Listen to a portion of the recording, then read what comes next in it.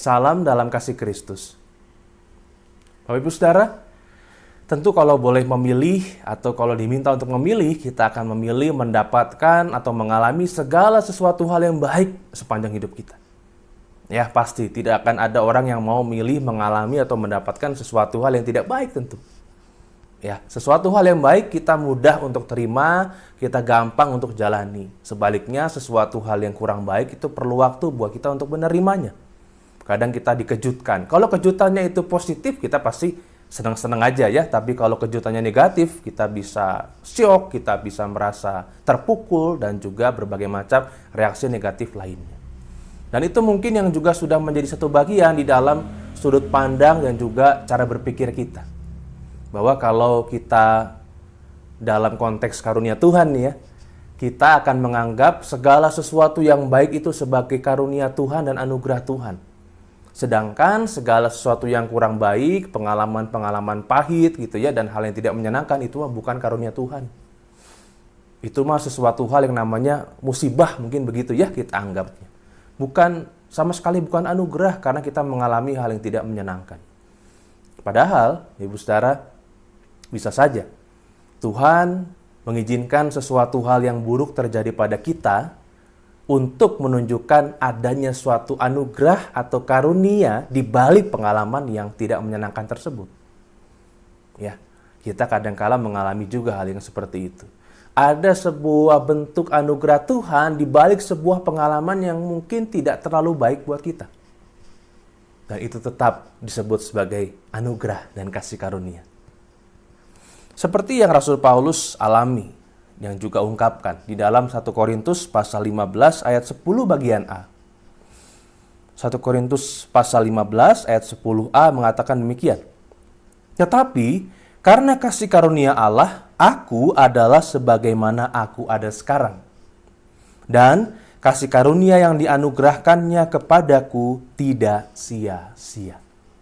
Ya, Rasul Paulus mengatakan bahwa karena kasih karunia Allah, aku atau dia, dirinya, adalah sebagaimana aku ada sekarang.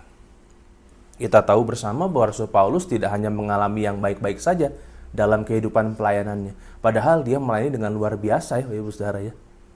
Tapi kita tahu dia pernah dipenjara, dia pernah dikepukin gitu ya, dipukuli, dicambuk.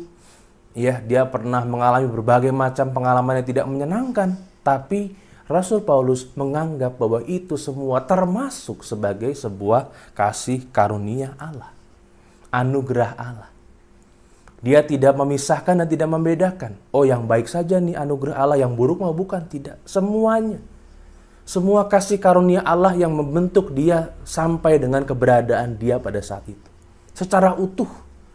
Itulah yang Rasul Paulus mengerti dan pahami. Nah, apakah kita juga siap untuk punya pemahaman seperti itu, Ibu Saudara?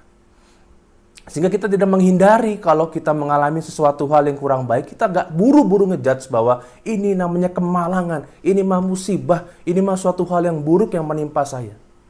Kita gak buru-buru mengatakan demikian. Karena bisa saja dari sesuatu hal yang kelihatannya kurang baik atau yang sudah jelas-jelas tidak baik, anugerah dan kasih karunia Allah juga yang sedang dikerjakan untuk kita lewat sesuatu hal yang kelihatannya kurang baik. Sehingga kita akan mulai melihat bahwa cara kerja Tuhan secara utuh kita tidak bisa selami. Kita hanya bisa menerimanya dan bersyukur dan percaya bahwa selalu ada sesuatu hal yang baik, bahkan di balik sesuatu hal yang kelihatannya kurang baik. Mari kita berdoa. Kami bersyukur ya Tuhan kalau Engkau senantiasa menyertai kami sampai dengan saat ini. Dan biarlah kami terus bertumbuh sebagai anak-anak Tuhan.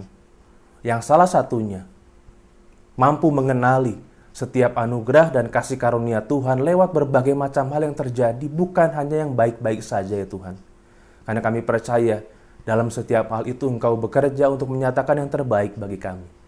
Terima kasih Tuhan kalau kami masih berada di tengah pandemi. Kami juga percaya bahwa ada hal baik yang Tuhan kerjakan dan boleh membentuk kami sampai dengan saat ini. Kami serahkan kehidupan kami percaya Engkau setia menyertai dan memelihara kami.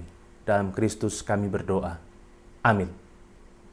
Sebuah pujian untuk kita renungkan bersama dari keluarga Bapak Hari Pranoto.